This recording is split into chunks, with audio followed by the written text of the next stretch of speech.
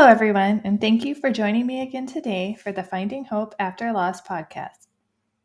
As I have previously mentioned, October is Pregnancy and Infant Loss Awareness Month. And I have some special things planned for that month to honor all of our babies. Be sure you check out the Journey for Jasmine Instagram and Facebook page to stay up to date on everything that will be going on and to see how you can participate. If you haven't submitted your baby's name for the Wave of Light, get them in soon. And there will also be a special podcast episode this month where I speak with some of my Project Finding Your Rainbow participants. They will be discussing what it was like to participate and share their stories. Today, I am speaking with Annie, who went through 3 pregnancy losses and is still hopeful for her rainbow baby. She discusses going through her losses and also dealing with doctors who would not listen to her concerns. So hello, everyone. Today, I am here with Annie. Annie, can you tell us a little bit about yourself? Yes, hello everyone. Hi Sarah.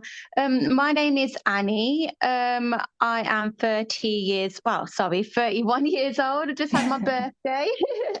Happy belated birthday. Thank you. I'm from England. I'm married.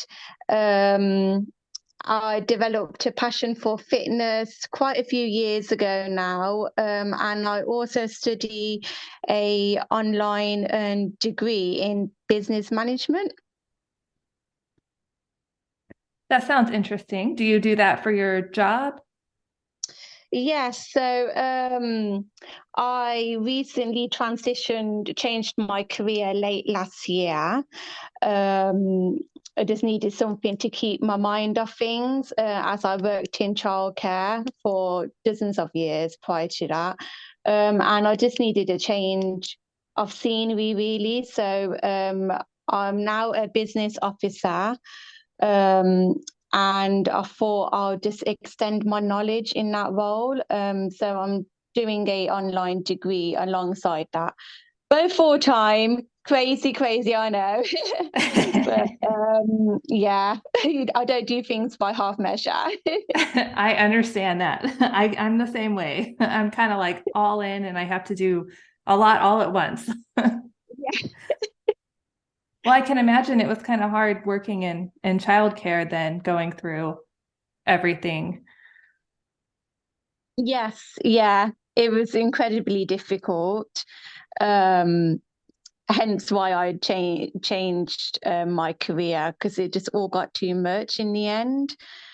As you can imagine, working with younger children, they have no filter. They some of them knew that I had a baby in my belly, and it's not their fault. But yeah, it was really, really hard to cope with. So can you talk a little bit about your lost journey? Yeah, sure. So I've been we've been trying for quite a while now. I got married during coronavirus season. Um, so we've been trying since then. Prior to our wedding, I ended up having a laparoscopy surgery because I've suffered really badly with period pain. I ended up getting it checked out by a private doctor in the end. And they stated that I've got endometriosis, adenomyosis, and I already knew that I had PCOS as well. So considering all of that, I did end up having my surgery a few months after we got married. So I had my surgery in January of 2021. And it ended up, the tissue ended up being all the way around my ovaries, all over my bowels, all on my diaphragm. And luckily, they managed to get a majority of it out, but unfortunately, they had to move my left ovary temporarily. So I did experience some complications post-surgery. I had to go on to a menopausal treatment to put my body in temporary menopause to let that ovary recover for a couple of months. So that obviously delayed our TTC plans. So it took a good few months to recover from that, and it took another few months for the menopausal treatment to go out of my body. When it did go out of my body, I didn't have a period for a good few months after that. So from January 2021 until say around August 2021, I didn't have not one period. From August, I ended up getting my periods back, thankfully. And then near the end of 2021, we decided to start trying properly. And to our surprise, because post-surgery we were told, I had quite a few tests with the private doctor to just check if my ovaries are okay, if my AMH levels, my progesterone levels are okay. And it was then when I found out that I had really, really low progesterone, to the point where the doctor said, it will be virtually impossible to conceive naturally by yourselves. You would need medical intervention when you do start your fertility journey. So we decided to try, like I said, in November 2021. And to our surprise, because we didn't think that it would work anyway, but considering what the doctor said, but to our surprise, we found out that we were pregnant around 2 months after that. So end of January, we found out that we were pregnant last year, 2022. And as you can imagine, we were shocked. We were very happy. Already started planning out what our future would look like with this miracle baby, because we already felt like it was a miracle baby, considering all what my body has gone through prior to that. So we ended up getting a private ultrasound scan to check if baby was okay. And we had that at the end of February. And they said, yeah, baby's okay. It made it feel more real at that time. Baby had a healthy, strong heartbeat as well, and I was around 6 weeks. Unfortunately, just over a month later in March, I started bleeding. I spoke to the emergency services, we call it the A&E in England. You call it the ER or whatever you call it abroad. So we call it the A&E. So I called the A&E straight away. They said, obviously, it's normal, in early pregnancy, some women bound to get some light bleeding, as long as it doesn't go heavy or change color, because at that time it wasn't red, it was quite light brown. So I didn't have any really urgent concerns. And I was due to come in the morning after just to get like a reassurance scan from the hospital to make sure that it's nothing serious. But they did say if it gets heavier or if you're getting more pain, then come in. So unfortunately, I did get more pain, and I went straight into the hospital. The nurses, there was quite a long wait because it was really busy that day. The nurses said the same thing, repeated what they said. There's nothing to worry about. Please don't stress. They took me to the department where they do the scans. they did my bloods, my blood pressure, did a pregnancy test. And at that time I thought, why are you doing a pregnancy test? Like, I know I'm pregnant. I've had a private scan to confirm, like and obviously experiencing symptoms, pregnancy symptoms as well. So I knew I was pregnant. But I was quite oblivious to the fact that um, miscarriages are thing. Um, and we ended up, the test obviously came back still pregnant. And because it was quite late that night, it ended up being around 9 o'clock at night time. And we had to wait for someone who was available to come in and do a scan. And when she did the scan, she did an external scan. So I said, I'm still quite early. I'm not sure if you'll see anything. And she said, oh, let's do an external scan first. So she did one, and she said, I can see something, but I can't see like a proper clear image. So she ended up doing an internal scan, and she was looking at the screen for a very, very long time. And at that moment, I looked at my husband and I just bursted out crying, because I knew deep down in my heart that there's something wrong. Um, and the sonographer said, "Oh, those dreaded words. I'm sorry, there's no heartbeat." And at that moment in time, my whole world just stopped. She was talking, and I couldn't. It was like she was so far, far away. I kind of just dazed out. I just couldn't believe it. Um, and she confirmed, my husband asked, when did the baby pass away? And unfortunately, our baby passed away around 3-4 days after our private scan. And she comforted us.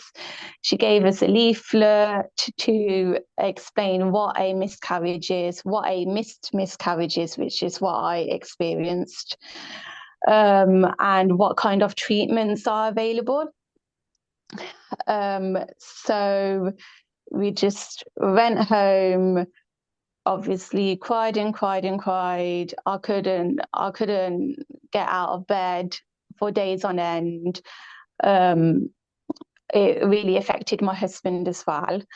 But he was strong enough to keep us both going. And after that, so I naturally miscarried at home. It came to, but I did book for a surgical management intervention, a D&C. But by the time that happened, I was already heavily bleeding. So they advised, there's no point in doing that. You're already going through the process, to see how it goes. If you're still bleeding for a long time, then of course come back to us. So I bled for around 2 weeks. Excruciating pain. The nurses said, you will experience, it's just like a period. So I just went by their advice. I didn't think that it would be that painful. But unfortunately I ended up having to go back and forth to the hospital because of the pain.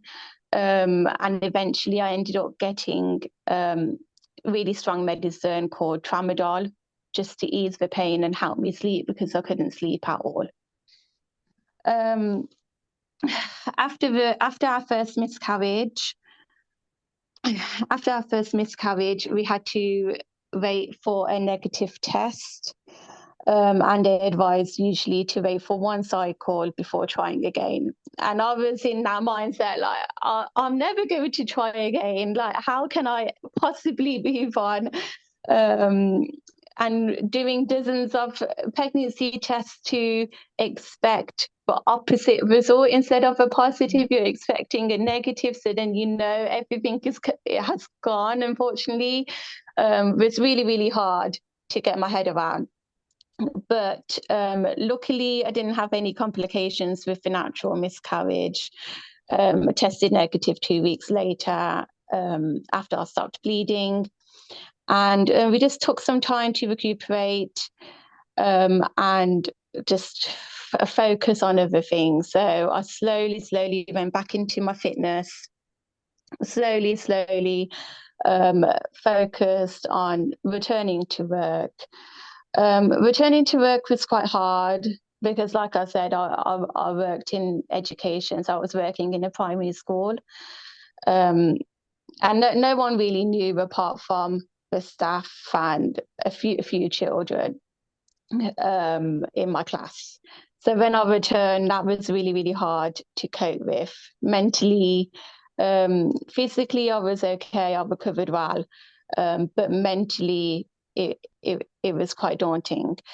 Luckily, I had good supportive network around me as well, and eventually we did come around. It took a few months, but we did come around to the idea of trying again. So it happened quite quick again. We started trying around 2 months after our first miscarriage, and found out that I was pregnant again near the end of June. So quite quick. And at that moment in time, I knew I needed progesterone because I was quite low in progesterone. I already knew that prior to trying in the first place.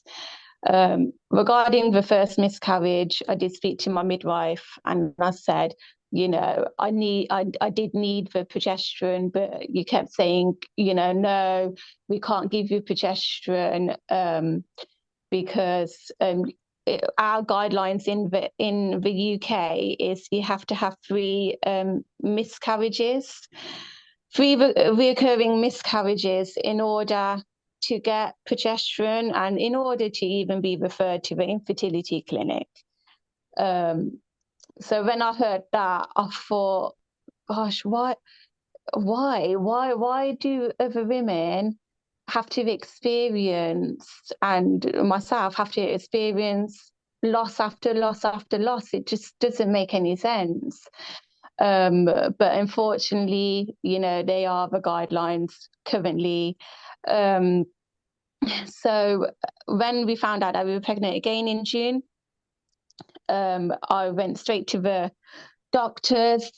I was really anxious. We just thought of all the happiness. We were happy, but our anxiousness took over. My paranoia took over. I had no idea how far gone I was as well, because my period was quite all over the place in May. So I had no idea. And I went to the doctors. They said, please, I really need the progesterone. Like, I know my baby won't survive. I've gone through it once. I really don't want to go through it again. And they just kept saying, you got to have it from a consultant from a hospital. And unfortunately, you're not referred because you haven't had 3 losses and you're fine. So loads of women have 1 miscarriage and go on to having a healthy baby. So my head and my heart was battling each other. Unfortunately, it was short-lived. So we found out we were pregnant on the 28th of June, and about 4 days later, I started bleeding when I was at school, when I was working. I had to leave work in bits, crying on the phone to my husband. My husband took me to the hospital. I tried to keep positive, but I knew deep down again, it's going to be bad news, but praying for the best outcome, but knowing deep down it will be bad news. Unfortunately, it was a Friday evening. There was no one available to do any scans. They did a test, pregnancy test. I'm still pregnant. They checked my cervix. My cervix was closed, which is kind of a good sign according to them. But I was still bleeding. So I stressed the fact that I am very, very low in progesterone, and I know I need these pessaries to help me. So the consultant there gave me some pessaries, but I knew deep down, it's not going to work. There might be, a 5% chance of it working to save this pregnancy, but because I've already started bleeding, I was just very, very pessimistic over that long weekend. It felt like a really long weekend. And come Monday, by Monday, I was bleeding heavily. So I knew deep down it's not good news. Despite using the pessaries, it didn't make any difference whatsoever.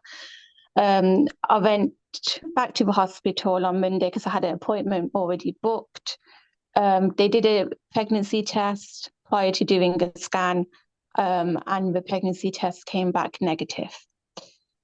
I was really, really shocked. So was my husband, because comparing our second miscarriage to our first, it took a very, very long, it took about a month in total, or 5 weeks in total, to get that negative test.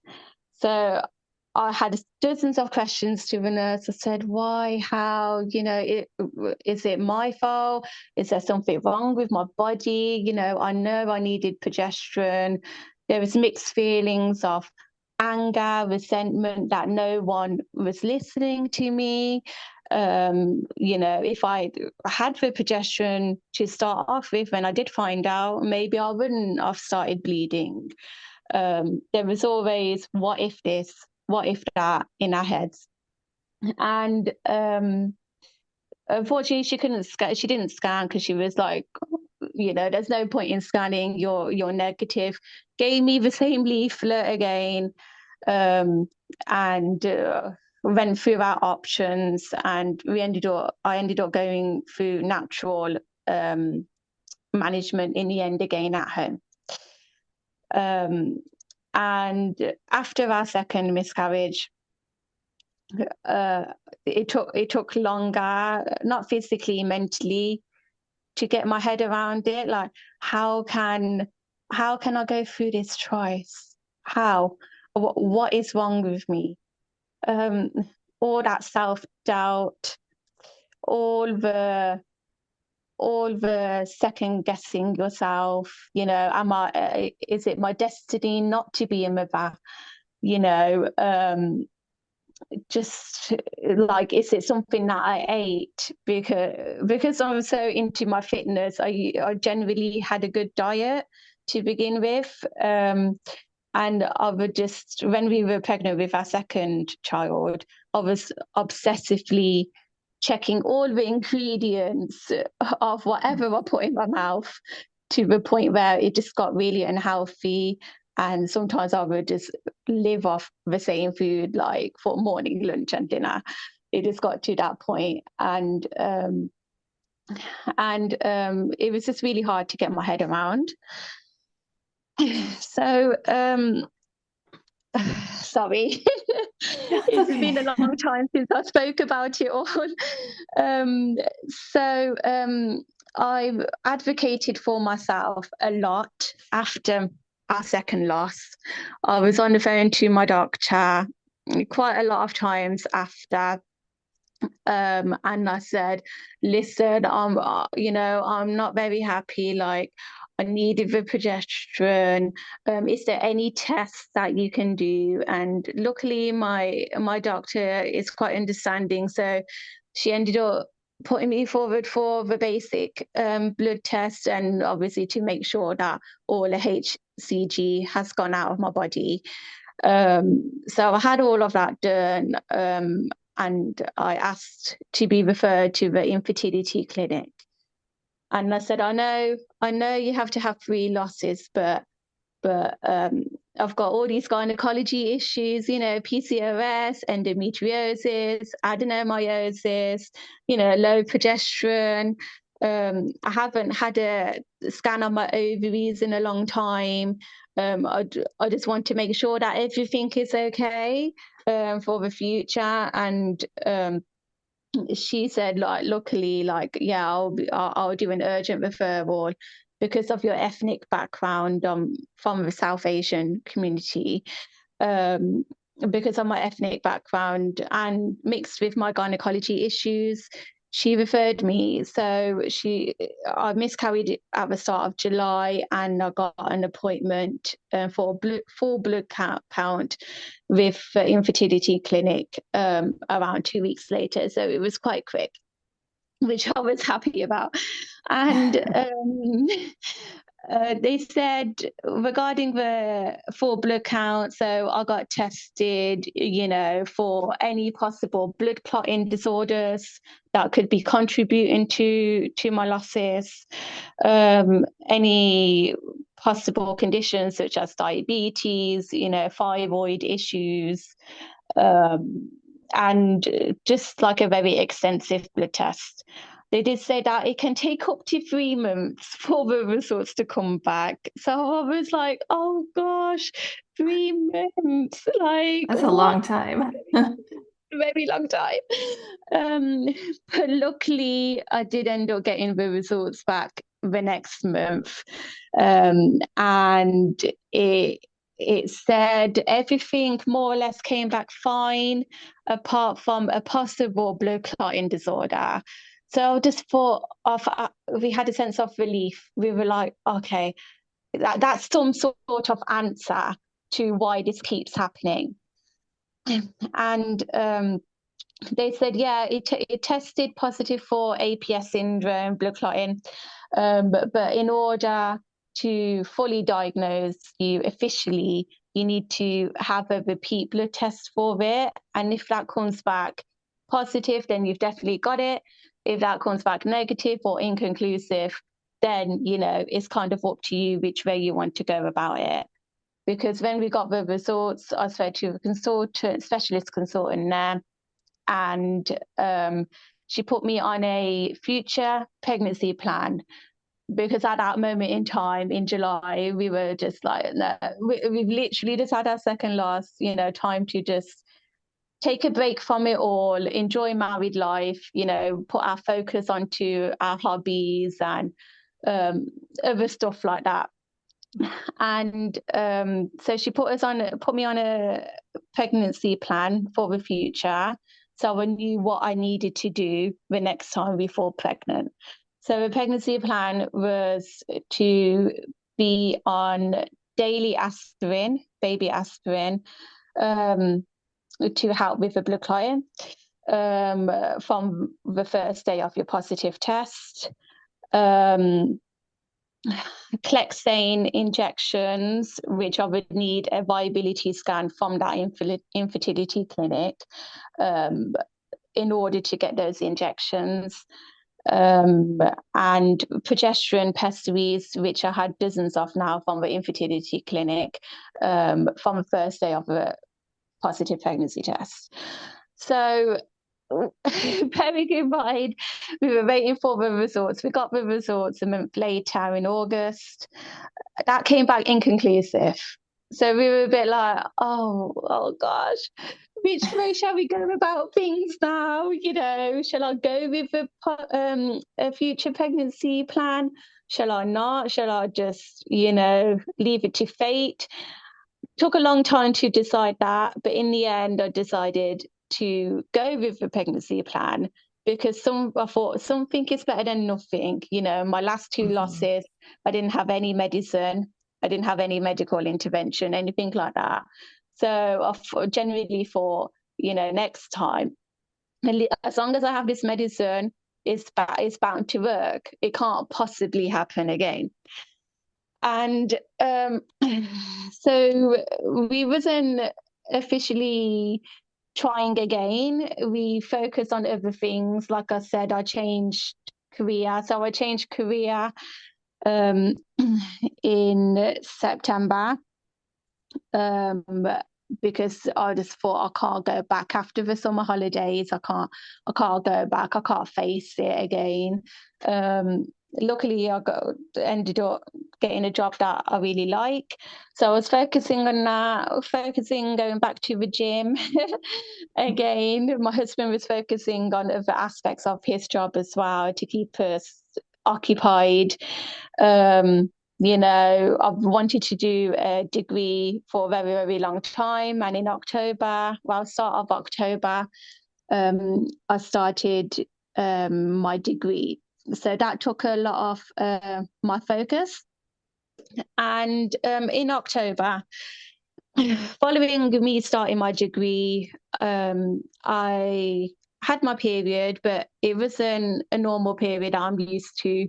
I had excruciating pain to the point where the pain was what it was like before I had my laparoscopy. So in my head, I thought, gosh, has these losses, have they done some damage inside? Because the month before I didn't have a period like that. So I just thought, oh gosh, what's going on? Um, I had pain to the point where I couldn't get out of bed.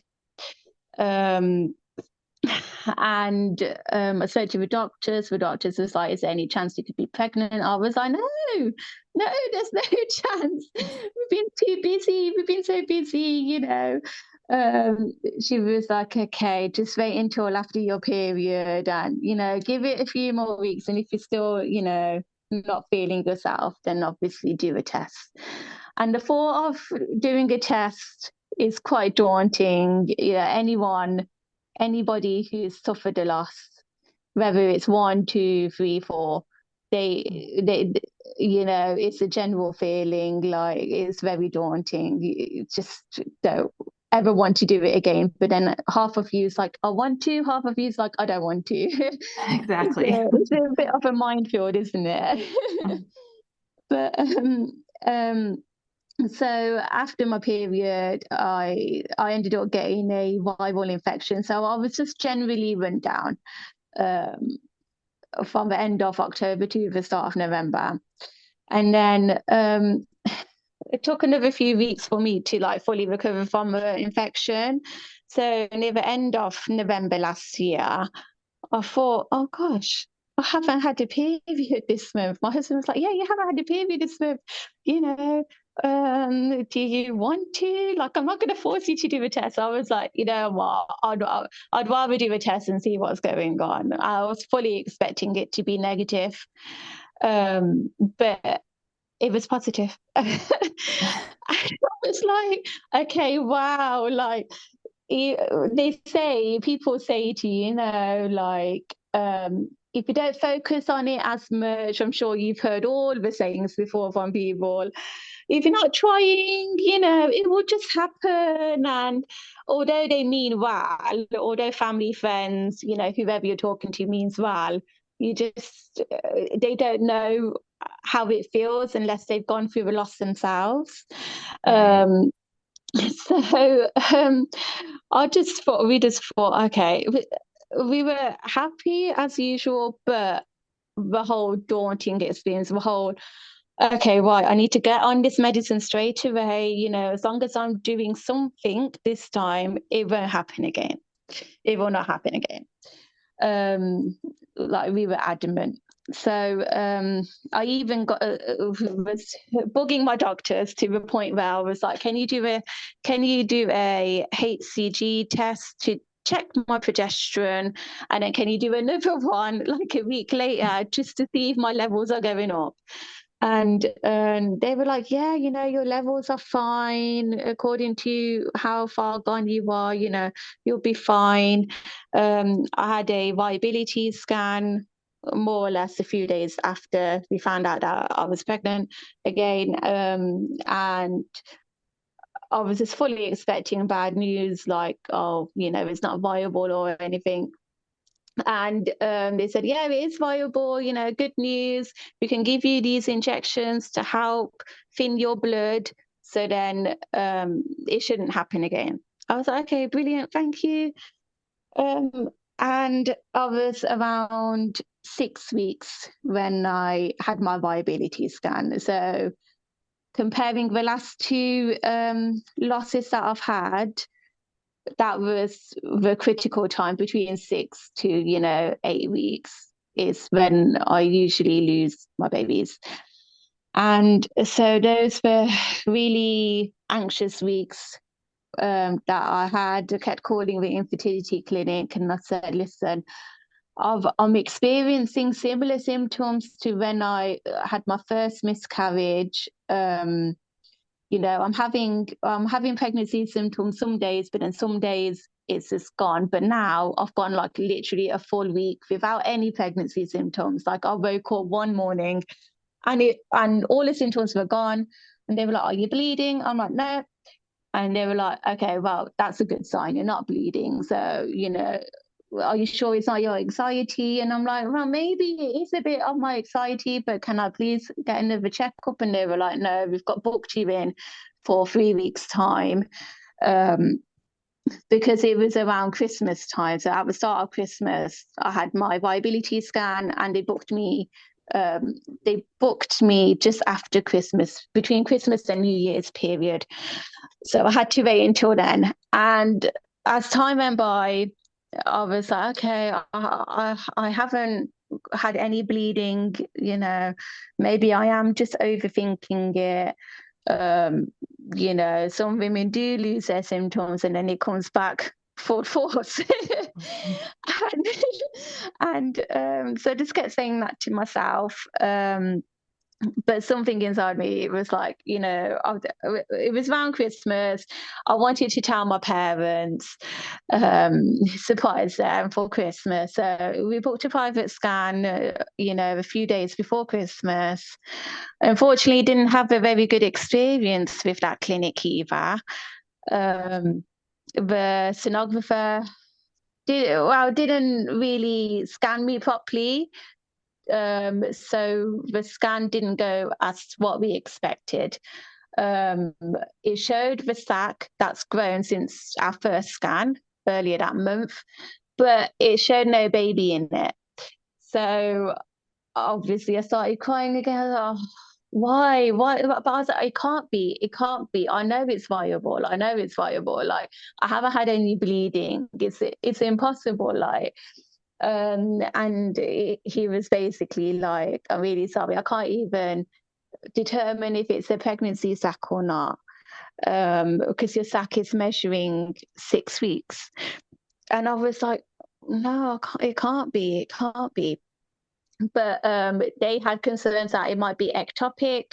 They had concerns that it might have ended up being pregnancy of an unknown location. So they said, do the pregnancy test in the following morning. If that's still positive, then call us and we'll refer you to the urgent outpatients clinic. So that's what happened. They referred me because I was still positive the morning after. And because of Christmas, there was loads of delays, and unfortunately, I couldn't have the scan at the hospital because it was literally Christmas Eve, and I had to wait until another few days later. So I went in on the 29th of December 2022 for a confirmation scan because over Christmas we grieved, we cried. I was slowly trying to come to terms with losing my third baby. And we went to the hospital on the 29th to just confirm it. And I said to my husband, I don't want to see this ward again. I don't want to see this hospital in a very, very long time, unless it's good news, that is. And we were fully expecting the sonographer to say, yes, you have fully had a miscarriage again. Expect your bleeding to start in a few days, la di la. But she turned around, it took a very long time to look at the scan. And I was like, is everything okay? Like she had a really confused face on and she said, there's a heartbeat. And I said, no, it can't be. We've just like fully grieved for our baby, which we told, it's not there anymore. Like, how can it be? And she was like, do you want to see? I said, yeah. So she showed us, and you can see the heart flickering away. I don't know how to explain it. It was such a roller coaster of emotions. We were fully like, I can't believe it for, I don't know, a minute or so until she said, listen, although there is a heartbeat, just be aware it might not continue. And we were like, why? And she was like, because of the size of the sac, the size of the baby that's measuring. It's not according to the dates that you're saying that you should be at. And according to your viability scan, you should be obviously around, 8, 9 weeks by now. But it's measuring around 6 weeks. And I was like, I don't understand what's going on. I showed her the private scan picture and she said, I have no idea what happened there. Maybe they didn't scan you properly. I'm so sorry you had to grieve over Christmas. But for the time being, yes, you have got a healthy, baby. It's just quite small. And she was explaining, sometimes babies can be small according to your ovulation dates. Because I don't really know when I ovulate because I got PCOS. It's been a miracle every single time that we got pregnant. And what happened was she was like, you need to wait a week, come back in a week's time, and we'll see if the baby has grown, see if the sac has grown, and whatnot. And I kid you not, that 1 week, it was a very, very long time. It felt like 1 year. Every day went by so slowly. And eventually on the 4th of January this year, we went back, and I didn't really know what to expect. Like, I didn't really know what to expect. I expected majority of me was like, please to show it's still a healthy heartbeat and that it's just shot up in growth and now it's completely fine and I'll have a healthy pregnancy.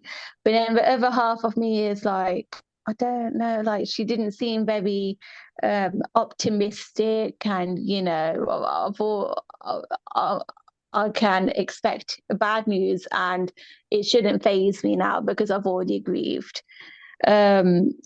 So we went back 7 days later and she confirmed, yeah, it has grown very, very slightly, but not as much as they wanted to. But unfortunately, there's no longer a heartbeat. I couldn't believe it.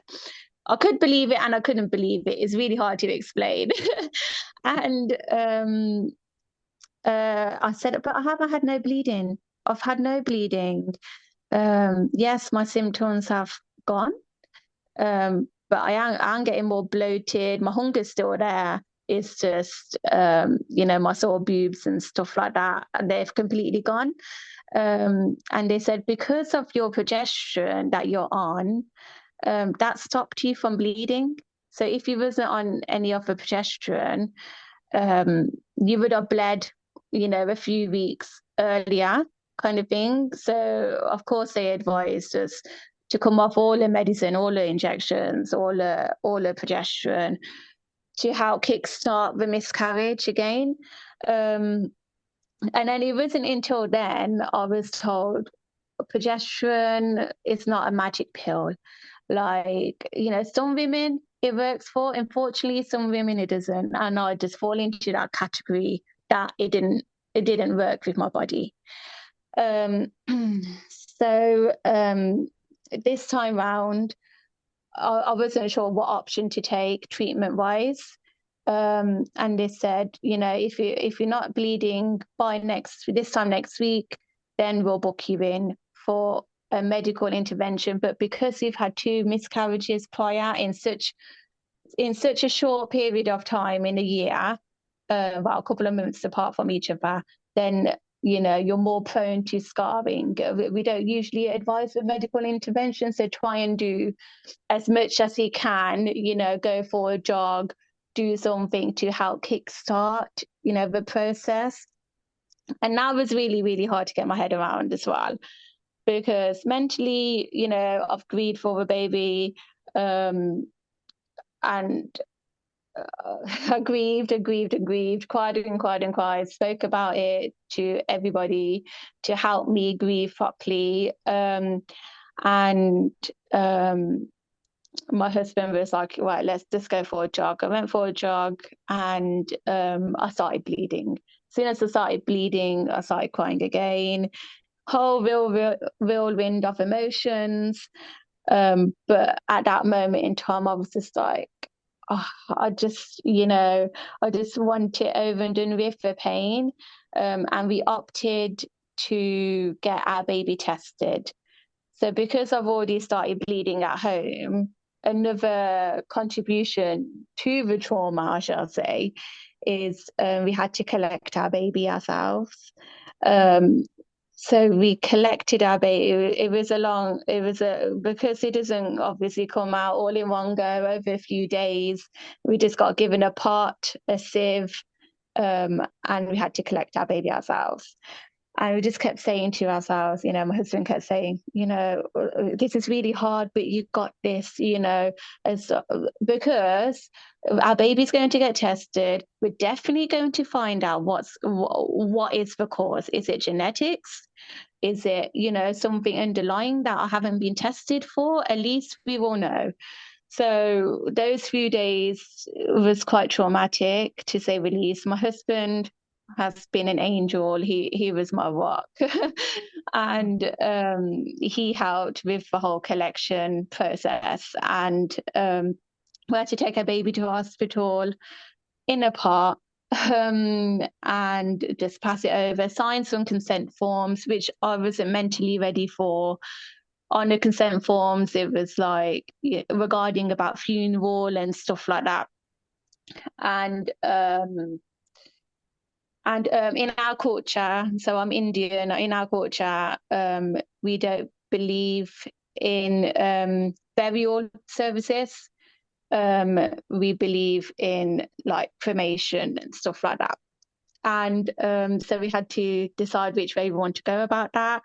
Because we just thought, okay, we'll send our baby off and that's it. Like, we say our goodbyes to the part and, we won't ever see our baby again. But they send it back, which I didn't know. So they said it will take a good few months, take about 3-4 months to get the results back. So to my surprise, I had a phone call a month later. And I wasn't expecting any phone call from a hospital, from an infertility clinic. And it was the infertility nurse. And she said, I'm really, really sorry. But we can't, but your baby has come back and they couldn't test your baby. Unfortunately, and I just bursted out crying. I said, I've gone through all this trauma on top of trauma of collecting our baby, and you're saying that you can't test our baby. And they said, yeah, unfortunately, it was more of me than our actual baby. So I shedded more of me than my baby, and there's nothing that they can do about that now. But because they had to send the baby to a different hospital to specialize in that kind of stuff, they gave authorization to do a chromosome test on me and my husband. And so we had our blood test done to determine if there's something genetically underlying, if that's the issue. And they said the best case scenario is there's nothing underlying genetically, because if it is, then it's quite tricky to go around things. And then I just thought in my head, okay, we'll go for this blood test, but you want an answer. You want an answer for why this keeps happening, to stop you from blaming yourself, because it's a natural reaction. You are going to blame yourself, like, why can't I carry a baby, and why can she carry a baby, and she's got X, Y, and Z conditions wrong with her, and I ended up like comparing myself a lot, and I had to take a full-on social media detox, because around that time, like a lot of my friends were getting pregnant. I just kept seeing pregnancy announcements like all the time, and so our chromosome test came back everything's fine, everything's normal for me and my husband. My husband had a sperm test prior to our fertility journey, because he wanted to make sure he's fully okay, and everything on his side is fine. So So to this day, we haven't had any answers, and I've got my head around may possibly never get any answers to why this keeps going on. We are on a break from trying as well, just to get my body the healthiest that it can be mentally as well. And we are unfortunately looking into private treatment now because the hospital and the infertility clinic can't do much else for us test wise. I did insist on a scan, so I did have a 3D scan a few weeks ago, and that came back fine. My ovary count was fine. I've got borderline PCOS now. Before it was really bad, so that's quite good. They said keep up with your good diet and stuff like that. There's no cause of concern in regards to what they can see. My tubes are fine. And unfortunately, I fall in a category of 1 in 100. So yeah, we're taking it day by day. And I just can't stress enough to whoever's listening to advocate for yourself. Yeah, that's definitely, you've been through a roller coaster for sure. Sorry, I went on a little bit. But Oh, no, yeah. no, that's okay. It's good to be able to, talk about our stories. It's not very often that we get to fully share them. Yeah. So do you talk about your story very often, or have you shared it with many people? I'm only recently starting to share it with people. Um, so I speak about it, of course, a lot with my husband, with very few friends, because, like I said, quite a few of my friend circle have got pregnant around the same time. So they don't really want to upset me in that sense, which is understandable. So I respect their decision. I do speak to my family, but then again, only certain members, because in our culture, there's quite a lot of pressure in our culture to extend your family straight away after you got married. And it's a big taboo subject, a huge taboo subject, in that sense. When I've told a few of my cousins, they didn't know what a miscarriage is. They didn't know what a miscarriage is. Um, they just think, oh, just try again, or oh, you can always adopt. And although they mean well, it's not the nicest thing to say to someone who's gone through recurring loss. Like, we are open to the idea of adoption, possibly in the future if I'm fully not able to carry a baby. Um, but in regards to telling people, I've just started to reach out on Instagram with you and quite a few other people in that sense. And although it is sad that this community isn't well known, it is a safe space for people like us to talk to each other and ensure that you aren't alone. Yeah, definitely. The loss community is something I didn't know existed before, my losses. And then when I found it, I was really grateful to have found it. It's full of so many amazing people that, all understand what you're going through because they've all been through it too. Yeah, exactly. Um, so yeah, like, that's why I wanted to share my story, in regards to, even if you do have any sort of condition with you, it's not your fault. However many losses, it's not your fault. If you're struggling to conceive, it's not your fault. Like, none of it is your fault. So whoever is listening to this, please don't blame yourself. And grief isn't linear. Like, grief hits you in waves. So even if you have a good week and then you have a bad couple of days, just know that it will pass. So is there anything else that you would like to add or share?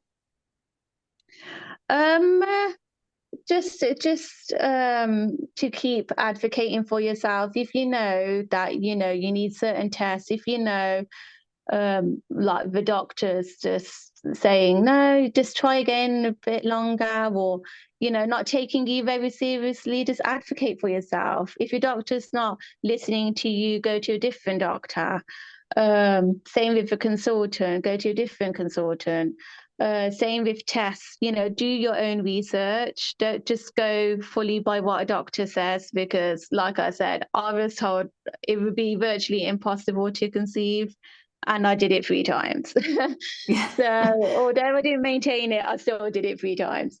But yeah, just try and speak about it if you feel like speaking about it, your story as well, and don't downplay your grief. Don't downplay, oh yeah, like I've had that. It's okay, because yeah, it is okay, but please don't downplay anything that you've been through. And there are always people out there that want to listen to what you've gone through. I think that's great advice. Advocating for yourself is definitely something that I had to learn. I think we don't all just naturally do it. Yeah, yeah, exactly. And I loved your rainbow project that you had on your Instagram. Oh, thank you. Such Yeah, a good we've just idea. crossed like 255 stories, I think. Oh And I'm wow. and I'm like, and in the scheme of things, that seems it's like a big number, but it's so small compared to like the number of people that have gone through it.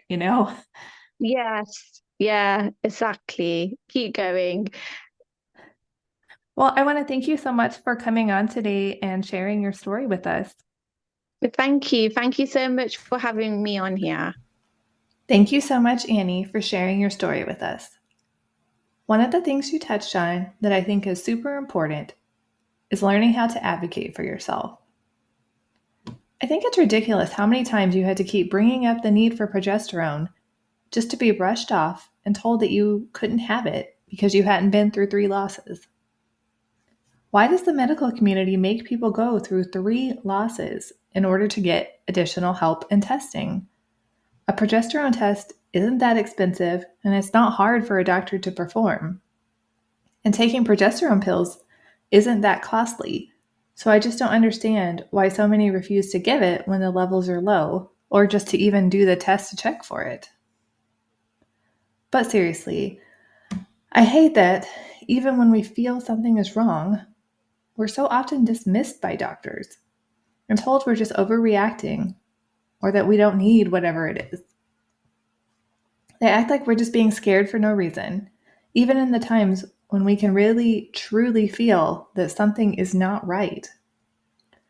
I think we know our body and we know when something doesn't seem right. As Annie said, don't be afraid to advocate for yourself. Ask for the testing. Ask for what you need. Tell them when you think something is off. If they refuse to listen, switch doctors. You have to do what is best for you. Find a doctor that cares and that will listen and that will take you seriously. We all deserve to have a doctor that listens to us and treats us with respect. Don't forget that. Don't forget to subscribe so you don't miss any future episodes. Thank you so much for tuning in, and remember, we are all in this together.